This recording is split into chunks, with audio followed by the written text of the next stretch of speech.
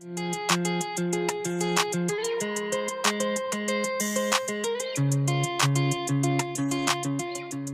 there everyone, I'm Matt Roberts and this is the first in a series of recordings that I'm doing for the Barnsley Startup Meetup, where I spend some time with an upcoming speaker, to go through what it is they're going to be talking about, do a little bit of a showcase about them, so that we can refer back to it in the future and hopefully have a good library of information and detail about who we've had talking, and some useful insight into startup life, and also the nuts and bolts, the minutiae that we all have to get into. So for the first one though, I thought we'd do something a little bit special and have an interview with Ben Hawley, who is the DMC Manager here at the DMC, funnily enough. And so really the reason that I'm having a chat with Ben is because obviously the DMC have been very kind to the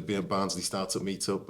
It's our venue, and they don't just provide a venue, they also provide a really good amount of experience and guidance for me and also for the Startup Meetup. So without any further ado, I will hand over to Ben. He's a font of knowledge about all things startup. So would you like to just give a little bit of introduction about yourself? Yeah, cheers, Matt. Thank you for that. I think you've built me up by saying it's a special interview and I'm a font of knowledge, so I've got to live up to that now. But yeah, my name is Ben Hawley. I'm the manager of the DMCs. And I've been doing that role for a couple of years now. Previous to that, I worked on the Launchpad program, which is our business startup arm, and that covers any startup, whether you're wanting to be somebody in training, you're like a tradesperson, right the way through to a tech startup. There's a part of the program that can help and support you on that side of things. Prior to that, I was self-employed for 8 years. Had a couple of businesses at that time. Some more successful than others, but that's life of being self-employed and being an entrepreneur and understanding what does and doesn't work, really. So that's a very brief background about me. But yeah, I'm happy to expand on anything you absolutely. want to. Yeah, no, thank you. So really, let's drill down a little bit on your experience with startups, not just in terms of Launchpad, because obviously you just touched on that, but also on your own startups and things like that. So through Launchpad, obviously you've got to see quite a lot of and experience quite a lot of startup businesses and startup ideas within Barnsley. Has that given you confidence that there's a thriving community in Barnsley for startups? Hugely so. Over this, I think it was 6 years on Launchpad. I think in that time, around about 700 either entrepreneurs or people who want going to be entrepreneurs, and the amount of ideas that came through and different views on it, and the enthusiasm and the passion to really make something different just shone through. And obviously there was some ideas that went on to be very, very good businesses, but there were other ones that came through and they have just been exceptional, done really, really well. So for example, one of them was Lucy and Yak, who are now a really big employer in the borough, and another one was Wool Couture, who went on to get investment in Dragon's Den. So again, we've had quite a few people come through that program, and again through that time working with them, it was fascinating to see them on their journey. And some have had more involvement than others, obviously, but it was always great to help people on that journey, even if it was just a small intervention, because they could then kind of go, "Oh, that's helped me go," and off they went. And there were some really good people out there, and I think we've got a great ecosystem. And now we see more and more tech startups coming through, which is really good to see. And that kind of then leads into the Furnish program that we've got going on as well at the moment in parallel with Launchpad. So yeah, we've got a really exciting and vibrant ecosystem being formed in Barnsley at the moment. So that leads me to, as I mentioned before we started the interview, as I mentioned, I canvassed some of the staff within the DMC for any questions they might want to ask you. One of them asked, which one of the ideas from Launchpad would you most like to have had? Ooh, that's a good one. It's tough because there were so very, very many good ones. I do think there was one, and I can't say too much about it because again, it didn't go in a certain direction. But they had this, they'd come up with a product, and it was an absolute brilliant product. It solved a massive need in the market, a great product market fit. It was at a relatively good price, and they'd even got somebody on board who could manufacture this product and had market penetration to the key suppliers they needed already. And this particular supplier came on board and went, we love your idea, we want to produce it on license and give you X amount % kickback for all the sales. Oh, sweet. And we want the rights for the UK, but then you can have the rights for the rest of the world. This was a global thing. Yeah. And you looked at you and went, that's a brilliant deal. And unfortunately, the person who was leading it didn't think it was a good deal and chose not to pursue that. No way. And that's one of those where you kind of sit and you look and go, if you'd have just gone a different way, and it could have been hugely different. So for me, that is the idea I would have wanted. Yeah. I think when you kind of look at it, there was some great lifestyle businesses out there I think I'd have liked as well. There are people who create individual crafts and kind of go out and do craft stalls, and that's a great lifestyle to have as well. Can be quite intense, but good fun. And I think it's probably easier to say some of the ideas which definitely we didn't want. So are you all right to say that? I mean, this is going to be like public record. I think we're fairly all right with some of them, because there was some that just when you kind of drilled down into it, it was clear they weren't going to go any further. But there was one particular one who was trying to make fish tanks out of polystyrene. That was one that Matt mentioned, actually. Yeah, and I think that was actually the first one. So Matt's our marketing manager. When he joined the team, I took him on a couple of the meetings with us. I think that was the first meeting he had with us, and we kind of sat in and we sat down. And we had to work through. And what I always tried to do when I was in these sessions with businesses is I will never go, that is a good idea, that's a bad idea, because you're wrong. Most of the time, you've got an idea what would work, but you can never know what the market might do if you're not that target market. So for all I know, this business could have flown if it had found the right market. But you've got to kind of use the questioning and the techniques to kind of help people get to their own conclusions of whether it works or it doesn't. And it might seem a bit strange, but I always saw that kind of getting somebody to the point where they realise this isn't the right business idea for them is potentially a win as well, because it means they're saving the time and money and investment, but they've still learned stuff. So if they do come with a business idea, they can then still go on to do that. Something else, Or if they go on to go back into employment, they can take it with them and go there and it's a different set of skills. So it was they were always interesting. And I'm sure that Kieran and Nicole, our current advisors, have got their own lists of the good ones and the ones they think they probably avoided as well as quite well. So it's interesting, the point you just made there about bringing people or leading people to the to expand or explore their idea in more depth, to get to a point where they think it's actually viable, or they're willing to take the plunge and actually, turn it into a business or pursue it as a business. So another one of your questions is, are there any, or have you got a list, because you've done this for a number of years, you've seen, as you said, you've seen over 700 businesses come through Launchpad and various other guises. What common themes do you see? Like, are there any common themes that you can see between all of those ideas, or all of those processes for not necessarily success, but getting to a point where you understand whether it's a business or not? Like, are there any kind of tips that you would say? I think it's got to be do something you're passionate about. That's an absolute key. The ones where they succeed is where they're really key and passionate about the business. I've seen people come with really good ideas, and it's a great idea, but you can tell they don't really want to do it. They just think they can make money doing it. And some make it that way, but it becomes a slog, and you fast find people whose enthusiasm, and then it becomes a bit of a treadmill. Whereas if you become somebody really passionate, that is the key driver. And that, for me, that's always block number one. Have you got passion? Are you excited about your idea? Once you kind of got that, the next key thing for that is understanding, have you got that market fit? There's a lot of people who come with an idea and it sounds great on paper, but with a quick bit of research, you can kind of go, well, it's not necessarily there. And depending on which business model you're working on, you might be able to find it later on, but as a rule of thumb, you want to do this investigation to start with. And I think staying agile early doors as well, not being married and wedded to a specific thing. So you've got an idea, and I think that's kind of the why. So I always used to talk about the golden circles. So there's a great talk on YouTube by Simon Sinek, and he talks about, you know, why do you do what you do, how do you do it, and then what do you do? Ultimately, the outer two circles, you need to know that, but the core is the important thing, the why you do what you're doing, and that's where the passion comes from. Absolutely. And it allows you then, if you understand that, it allows you to divert the outer two to how you need to be.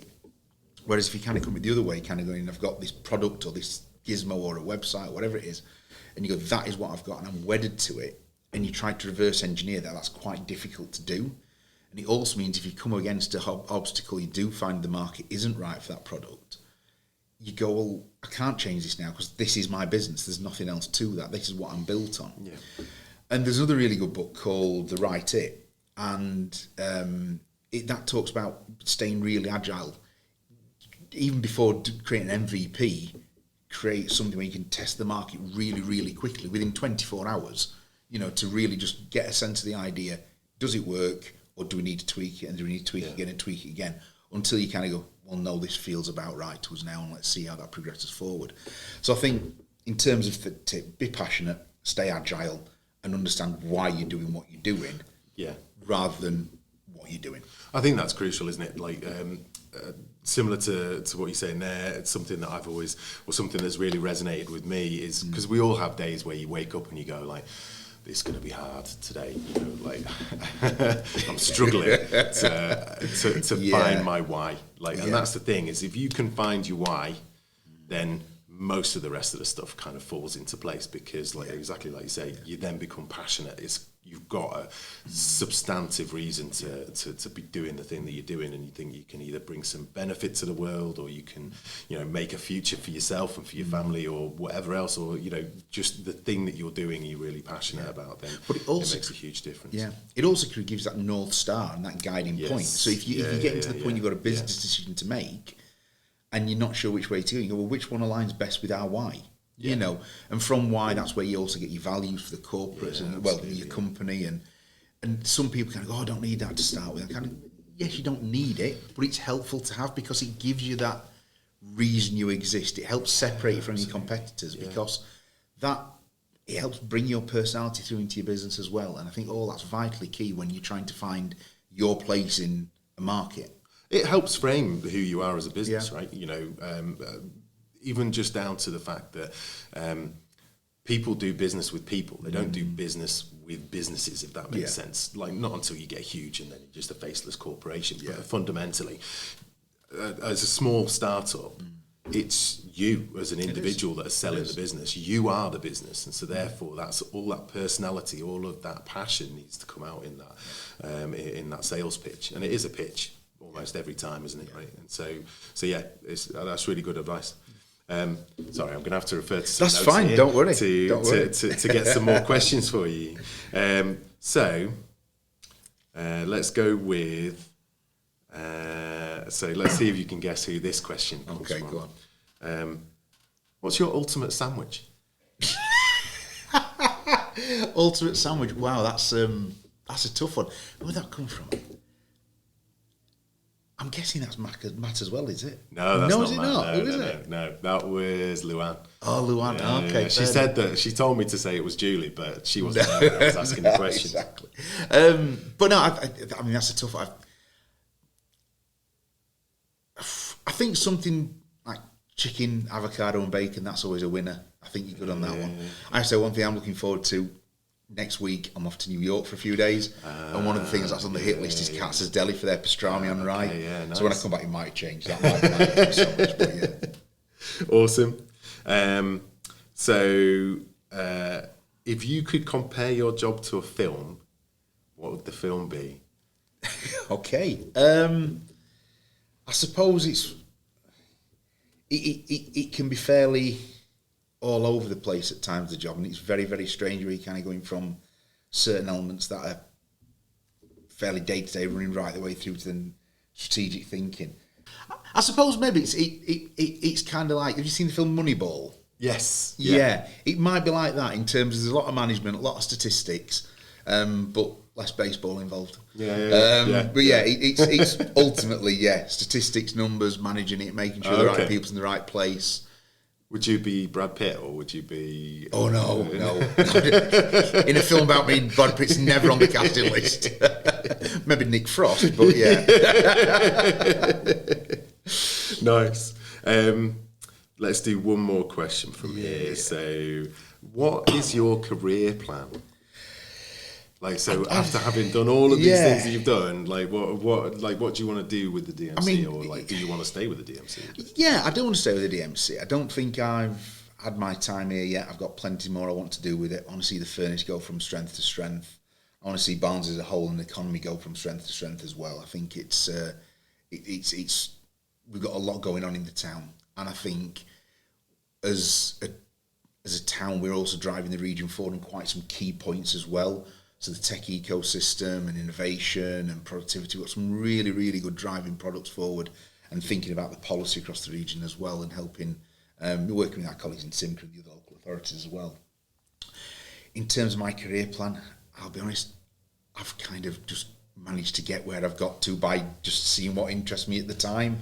And I'd like to sit here and say I've got this 5-10 year plan to do X, Y, and Z. I really haven't. Yeah. I've kind of got the plan to make the DMC the best it can be, get out of the way of the team and let them do the good stuff they're good at, and just bring more good businesses into Barnsley, really. I think that's as far as my plan is. Good stuff.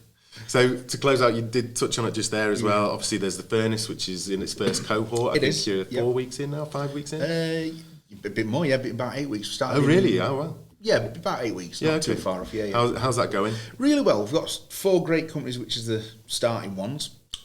We've got 3 companies focused around AI, which is great to see. And we've got one which is an IoT company as well. So the IoT company, they're putting sensors into rivers and water courses to help measure pollution data and the oxygenation of the water to make it better. And they're doing some really interesting stuff.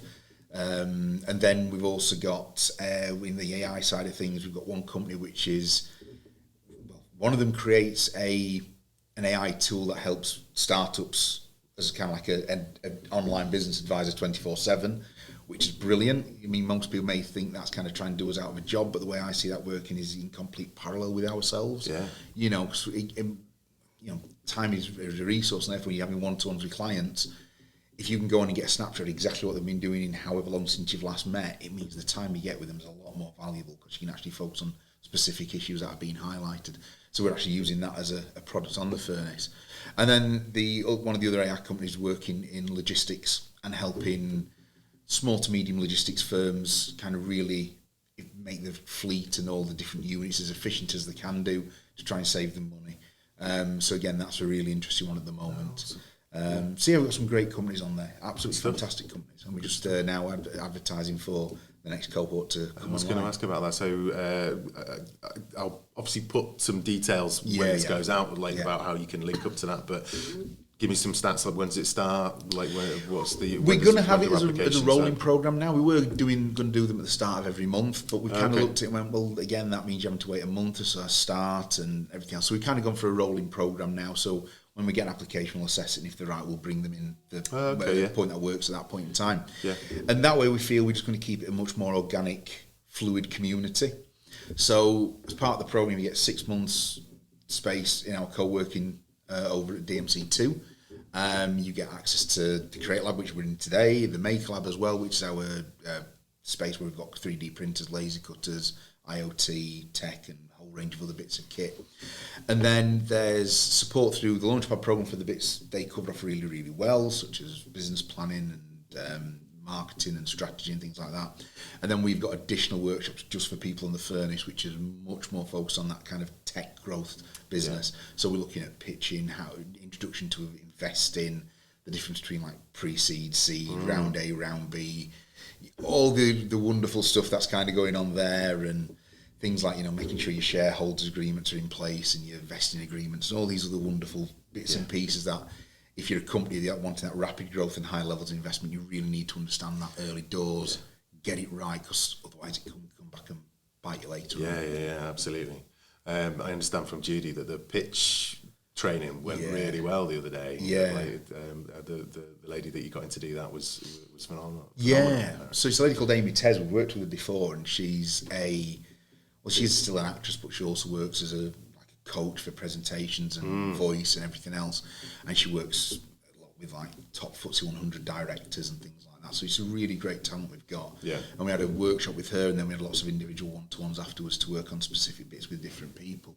And we've got some great other talent helping us and supporting as well. There's a lady we've got coming in called Harriet, who does a range of different things. She's done a sales workshop with the cohort to start with, which has been great. Nice. And we've got other ones coming in as well. So we've got lots of VCs that come into this place and talk to them about their ideas and understanding the financial markets and what's out there to help companies get up and running. I think that's one of the biggest things, though, is being able to present, being able to talk publicly about your idea, about what you do. Makes a huge difference to outcomes, doesn't it? You know, who you can get interested in and how successful you are.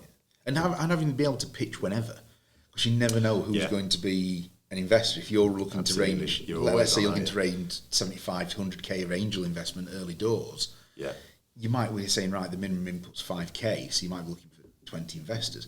You might, whoever you bump into at a networking event, whatever it is, you need to be able to articulate it there and then clearly, because you never know who might be on the hook to help you out and get involved with your business early doors. Absolutely.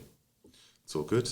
Well, thank you very much for your time. Not a problem. Ben, it's been a huge pleasure to have you on. And for this first in a series. So thank you very much, everyone, for watching and listening.